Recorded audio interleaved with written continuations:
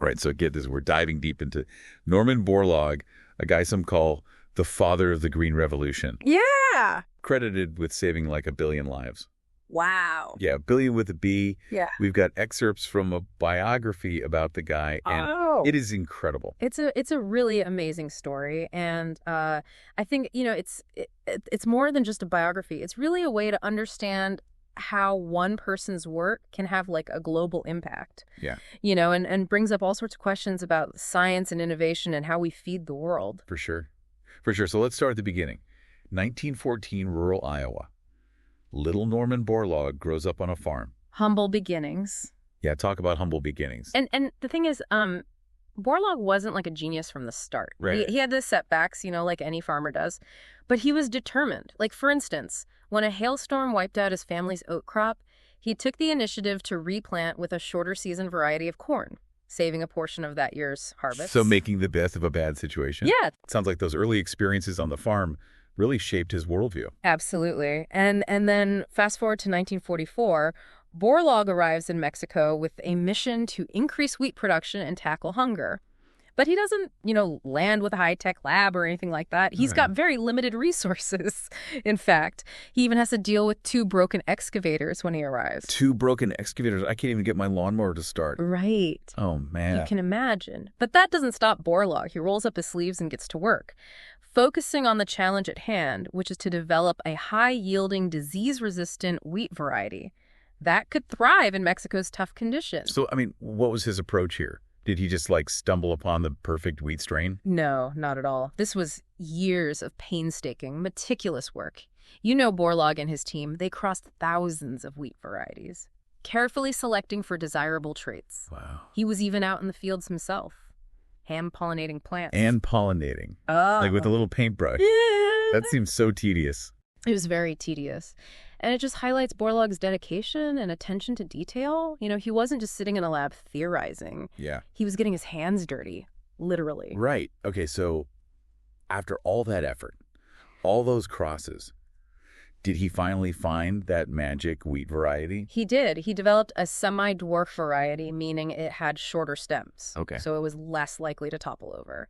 This meant that more energy went into producing grain rather than tall stalks. Yeah. And that wasn't all. It was also disease-resistant. Yeah. And adaptable to different climates. So this wasn't just about finding a wheat that grew well. It was about engineering like a super wheat. Exactly. And that's a key point here. This wasn't just luck. It was a combination of scientific knowledge, innovative thinking, and a lot of trial and error. Right. Borlaug was pushing the boundaries of what was possible. Totally. So he cracks the code on this amazing wheat variety. Yeah. Then what? How did this impact Mexico's food situation? The results were dramatic. Mexico, yeah, which had been importing half its wheat, became self-sufficient by 1956. And then by 1963, they were actually exporting wheat. That is incredible. As a complete turnaround. From importer to exporter in under a decade. Yeah, less than a decade. So this was the start of what we call the Green Revolution, right? Precisely. And it wasn't just Mexico. Borlaug's wheat varieties, along with modern farming techniques like irrigation and fertilizers, they were adopted in India, Pakistan, and other countries facing food shortages. In fact, between 1965 and 1970, wheat yields in India and Pakistan almost doubled. Those are some serious numbers. Yeah. No wonder Borlaug is credited with saving so many lives. So this Green Revolution sounds like it was a pretty big deal. It was a monumental shift in global food production, no doubt about it. Yeah. But of course, any large-scale change comes with its own set of complexities and challenges. Right. There were bound to be some downsides. What about, the environmental impact of all this intensive farming? Didn't people start raising concerns about that? Absolutely. As Borlaug's methods spread globally, so did anxieties about the potential environmental and social costs. Critics argued that heavy reliance on fertilizers and pesticides could damage ecosystems, while others worried about the social implications of large-scale agriculture. So did Borlaug just ignore these criticisms? How did he respond? That's a question we'll delve into in the next part of our deep dive.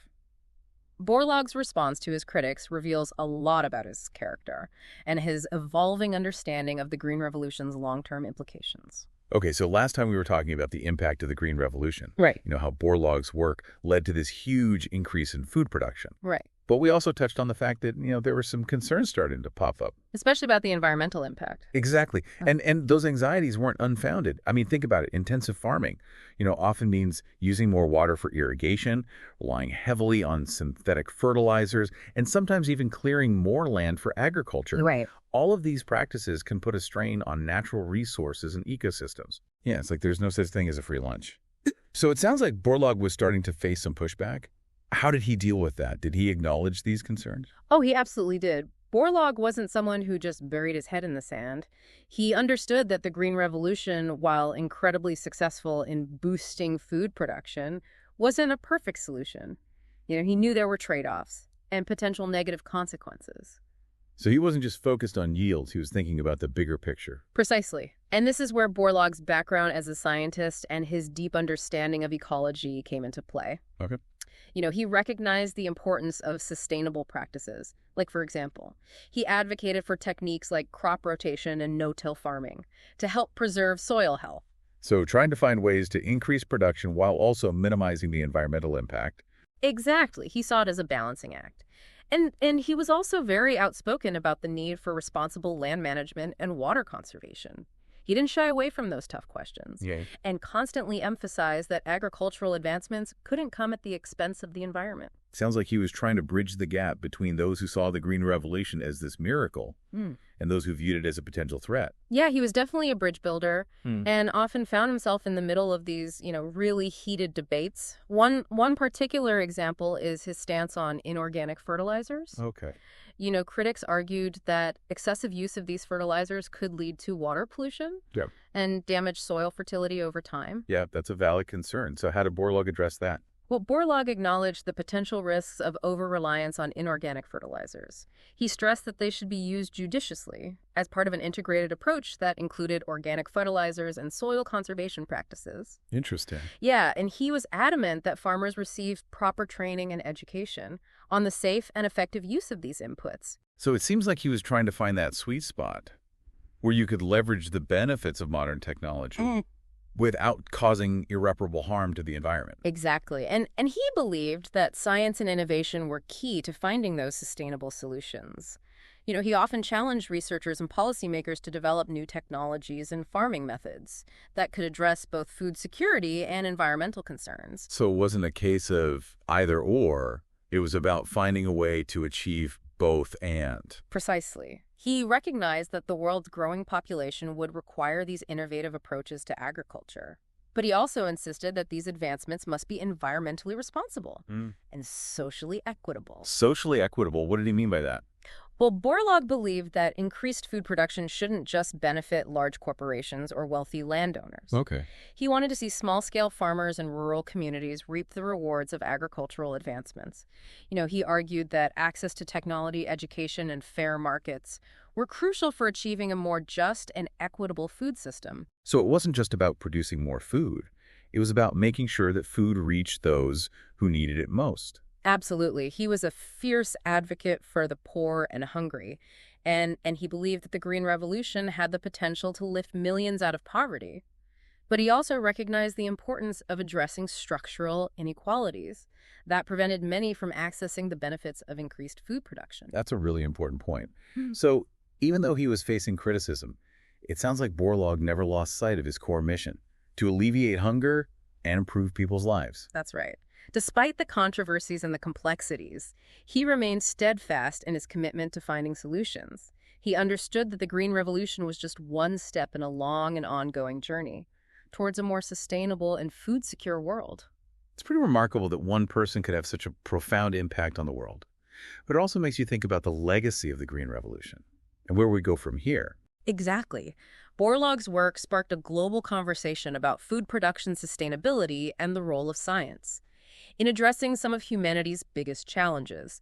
And that conversation is more relevant than ever as we face a new set of pressures like climate change and a growing population. It sounds like Borlaug's story is not just a fascinating look at the past, but also a call to action for the future. Absolutely. And that's something we'll explore further in the final part of our deep dive. We'll delve into Borlaug's legacy, the lessons we can learn from his successes and struggles, and how his work continues to inspire innovative solutions to the challenges of feeding a growing world. We've been talking about Norman Borlaug, the father of the Green Revolution, and how his work led to this massive increase in food production around the world. Right. But, like we've seen, it wasn't all smooth sailing. There were trade-offs, environmental concerns, and questions about whether those benefits were reaching everyone. Yeah, and that leads us to a really important question. What is the legacy of the Green Revolution today? I mean, we're decades past those initial breakthroughs, facing new challenges like climate change and a growing global population. So is Borlaug's work still relevant in the 21st century? I mean, he was focused on wheat, and we're dealing with so much more now. That's where it gets interesting. Yes, Borlaug focused on wheat, but his approach was much broader than that. He was a champion of science and innovation, constantly pushing for new solutions, and he never accepted the status quo. And that spirit is what we need now more than ever. Okay, so it's not just about the wheat itself, it's about the mindset. Exactly. Borlaug believed in tackling problems head-on, using the best available tools, and constantly adapting and improving. He wasn't afraid to challenge conventional wisdom, and he was always learning and evolving. So what would a Borlaug-inspired approach to today's food challenges look like? Well, for one, it would mean embracing cutting-edge technologies. Think about things like gene editing, precision agriculture, even vertical farming. These innovations have the potential to increase yields, reduce environmental impact, and create more resilient food systems. That's pretty high-tech stuff. But what about those who don't have access to those resources, especially in developing countries? That's a crucial point. Borlaug was a strong advocate for making sure that knowledge and technology were shared globally. He believed that empowering farmers in developing countries was essential to achieving food security. So it's not just about developing the solutions, it's about making them accessible to everyone. Exactly, and that requires collaboration investment and a commitment to knowledge sharing. It also means supporting small-scale farmers in rural communities, providing them with the tools and resources they need to thrive. It sounds like Borlaug's vision wasn't just about feeding the world, it was about creating a more just and equitable food system. But are we making progress on that front? I mean, there's still so much hunger and poverty in the world. That's true, and the challenges are immense. But there are reasons for optimism. We've seen significant reductions in global hunger over the past few decades, and innovations in agriculture are continuing to emerge. So while we still have a long way to go, we're on the right track. I believe so.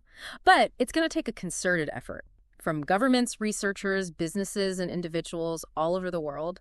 And that's where I think Borlaug's legacy has the most to offer. How so? Borlaug showed us that it's possible to make a difference, even in the face of seemingly insurmountable challenges. He inspired a generation of scientists and activists, and his work continues to motivate people to find creative solutions to global problems. So what can we, the everyday folks, do to carry on that legacy? Oh, there are so many ways to get involved. Support sustainable agriculture. Reduce food waste. Advocate for policies that address hunger and poverty.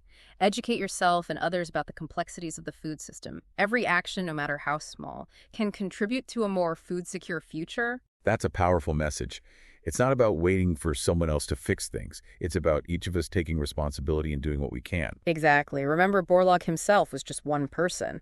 But his vision, his dedication, and his unwavering belief in the power of human ingenuity changed the world. And we can do the same. What a great way to wrap up this deep dive. So to our listeners, remember, Norman Borlaug's story is more than just history. It's a call to action. Find your own way to contribute to a more sustainable and just food system. Every effort counts. Till next time, keep those brains buzzing.